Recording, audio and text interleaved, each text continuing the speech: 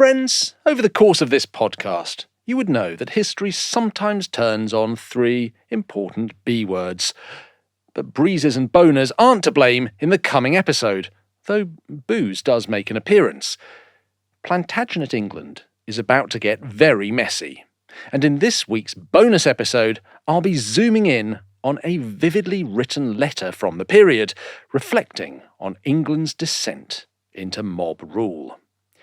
You can listen to that ad-free by becoming one of our royal favourites on Patreon. That's patreon.com/thisishistory.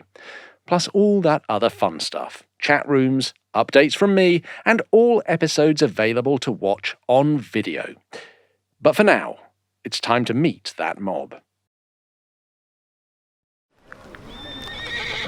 Bishop Adam Molins closes the door of the church and leaves the racket of the Portsmouth street behind him.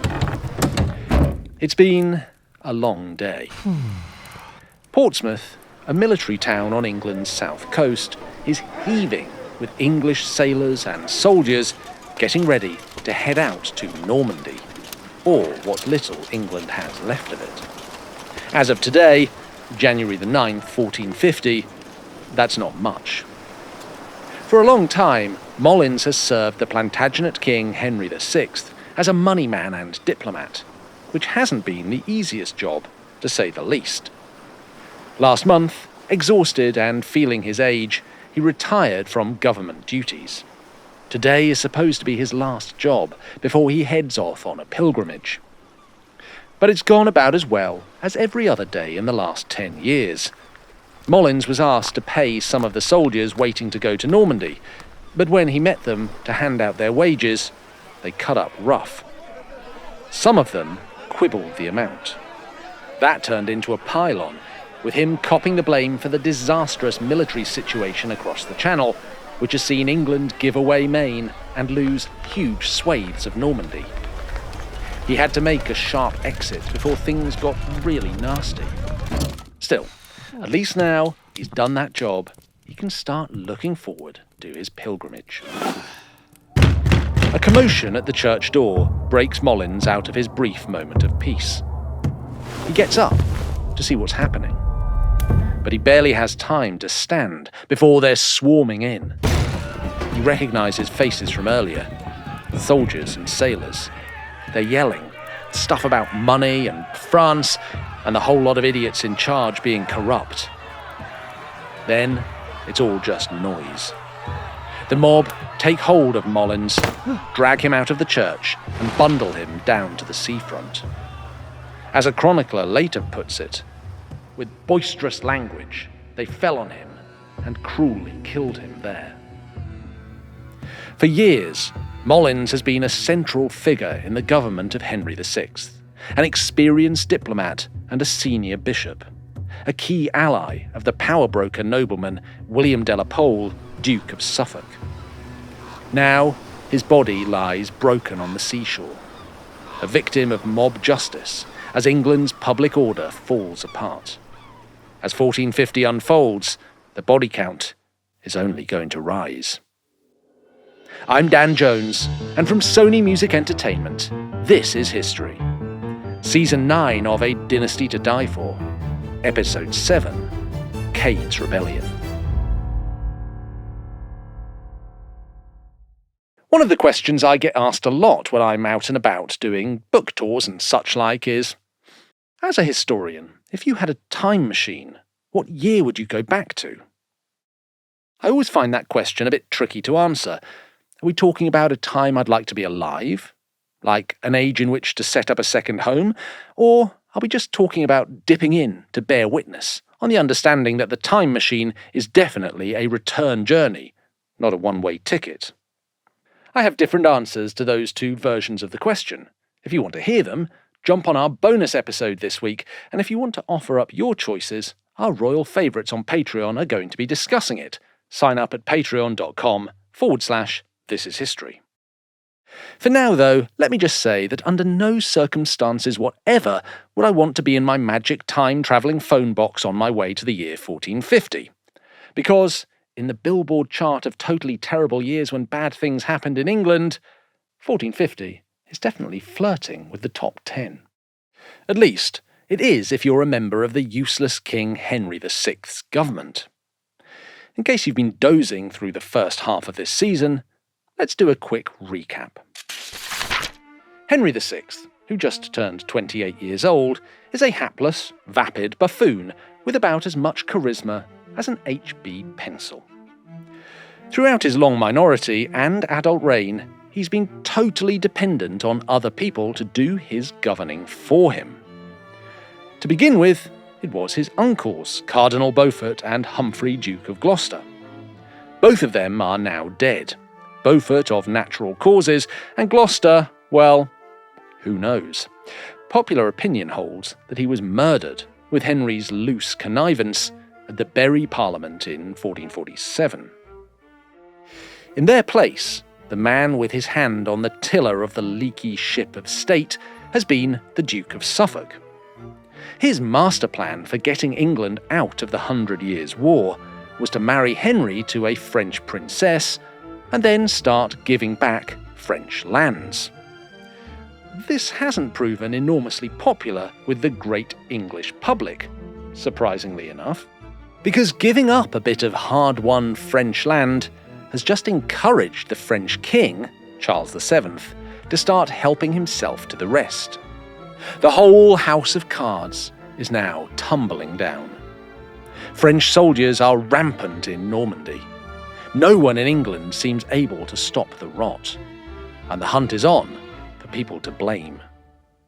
That's how we met Adam Molins, Bishop of Chichester, getting his brains beaten out on the Portsmouth seafront. Now, anyone who's been to Portsmouth, particularly when Pompey are playing at home, will know that this sort of thing isn't totally unknown. It's not called the South Coast's toughest town for nothing.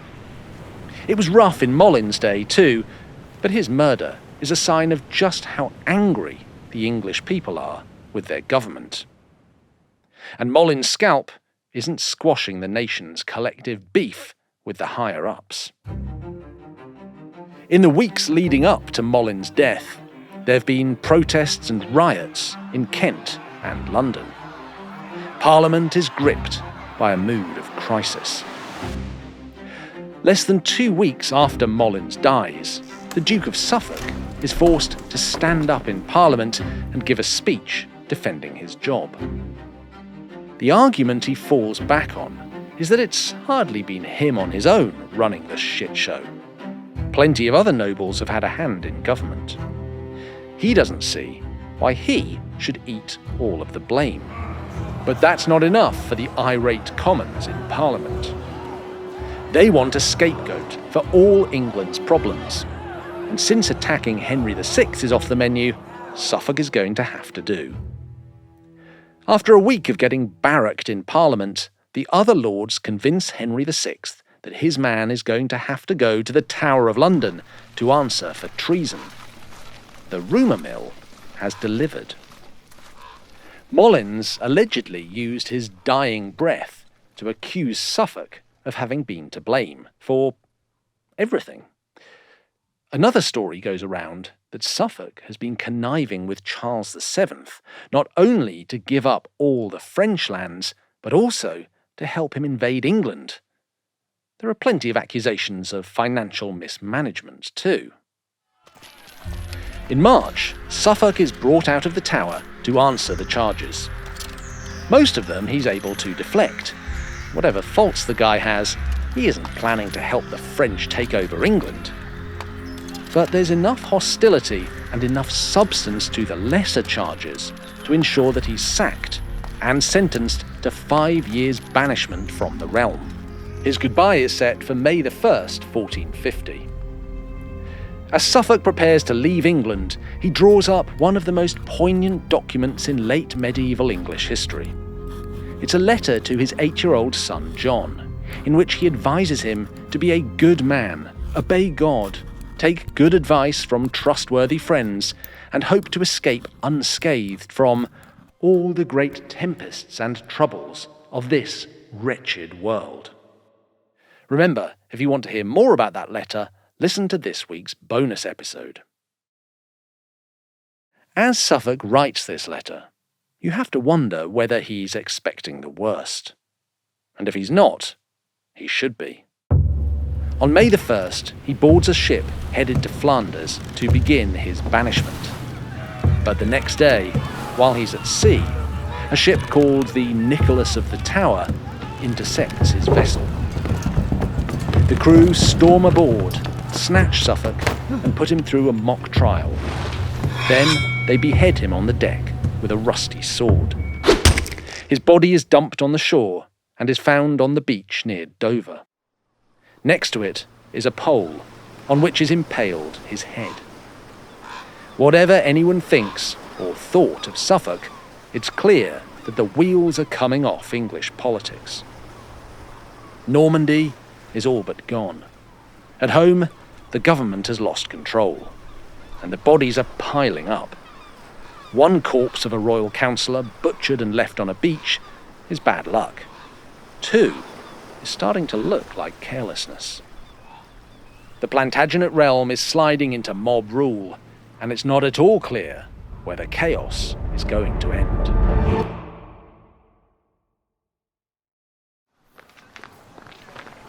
In early June, a crowd of ordinary folk from the villages of Kent marched down the road towards London, belting out the words of a song. God be our guide, and then shall we speed. Whoever say nay, false for their money ruleth. Truth for his tales spoileth. God send us a fair day. Away, traitors, away.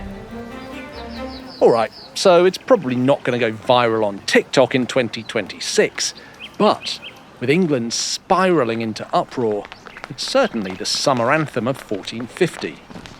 It's a rebel song, and the Kentish men who are on the march are in full-on revolt against the government. They're led by a fellow who goes by the name of John Mortimer, although history will know him as Jack Cade. Not much is really known about Cade today, but we can say he's a highly effective military captain and has a bit of political nous about him too.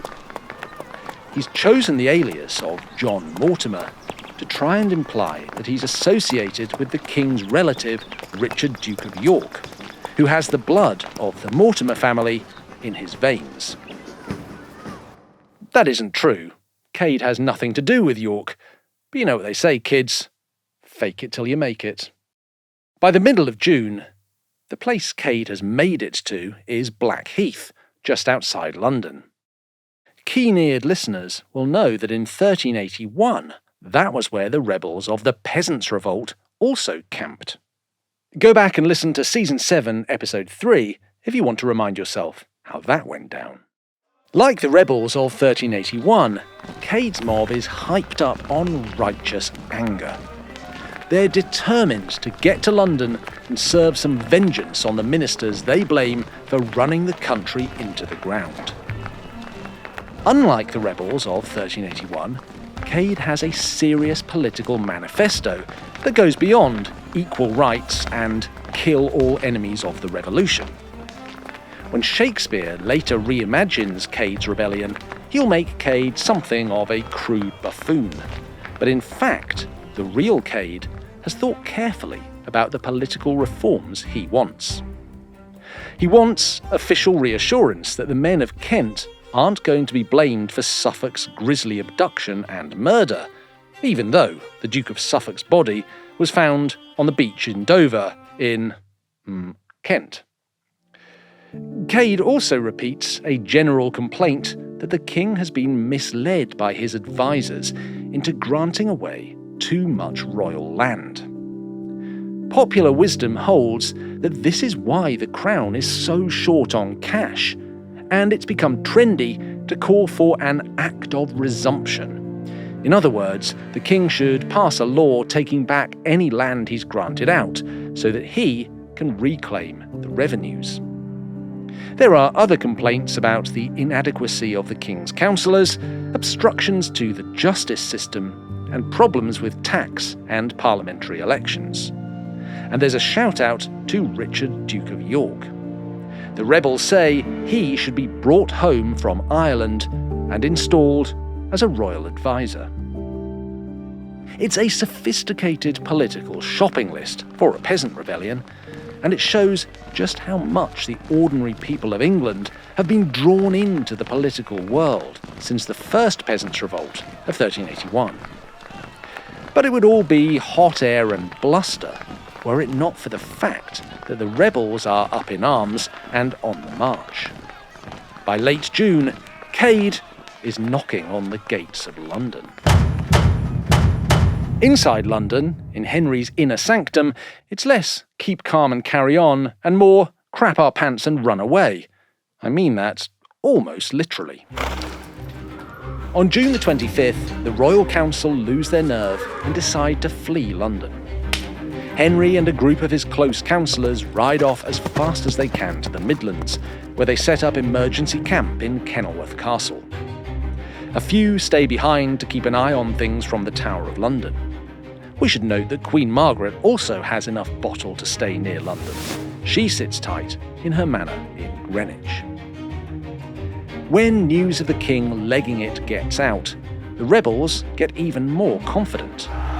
They take over Southwark, on the south bank of the Thames, at the foot of London Bridge. All the while, there are messages going back and forth between Kenilworth Castle, the Tower, and the rebels. And on July the 3rd, Henry, or rather his advisors, make a disastrous decision. To try and appease the rebels, they send word that, if they like, they can set up a special tribunal to try people they think are traitors.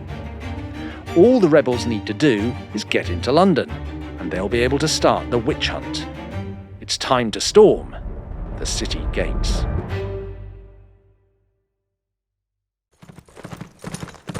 The horse thunders down London's main street of Cheapside, leaving a bloody trail behind it. It's dragging the headless corpse of Lord Say, the royal treasurer who stayed in London. Behind the slick, the mob stick Say's head on a pole and put on a grim puppet show. They make Say's head kiss the head of another official, who happens to have been Say's son-in-law. London has dissolved into total anarchy. When Cade's rebels stormed London Bridge earlier in the day, they had very little bother getting in.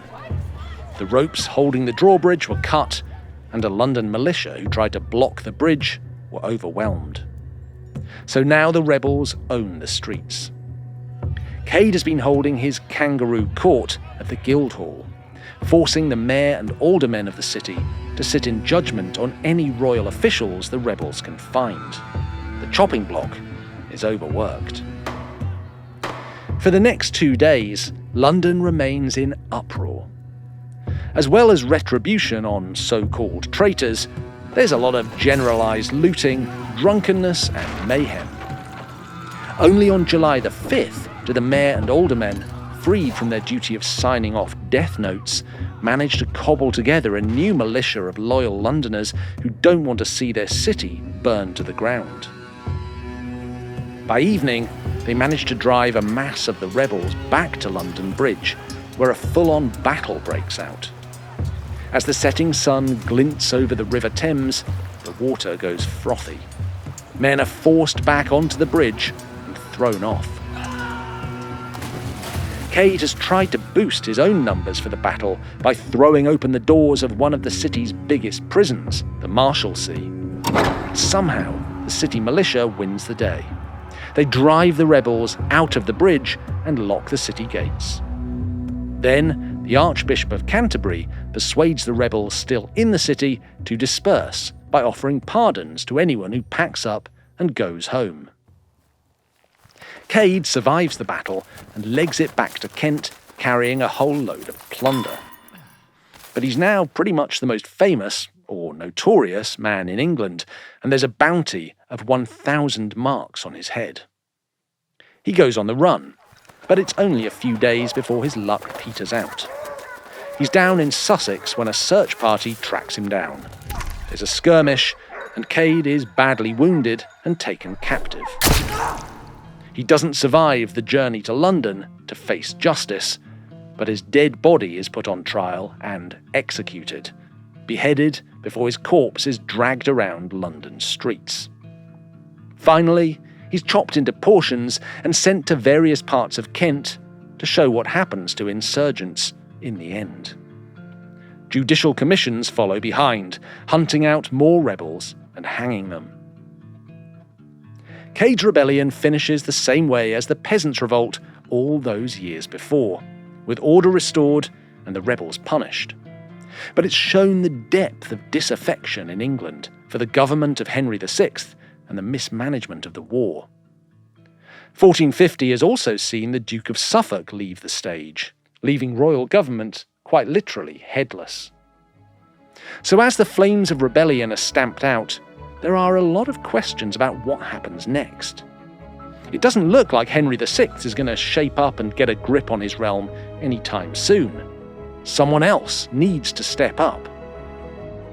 But the job vacancy for power behind the throne comes with a rewards package that seems to include being brutally murdered. Who would want a job like that? Well, Cade's rebels knew who they wanted. They did everything they could to associate themselves with Richard, Duke of York, the king's relative who's currently over in Ireland. Is York the solution to all the Plantagenet's problems, or is the kingdom well beyond being rescued by a Superman? In the autumn of 1450, England is about to find out, because that September, Richard returns. Find out what happens next when we return on This Is History.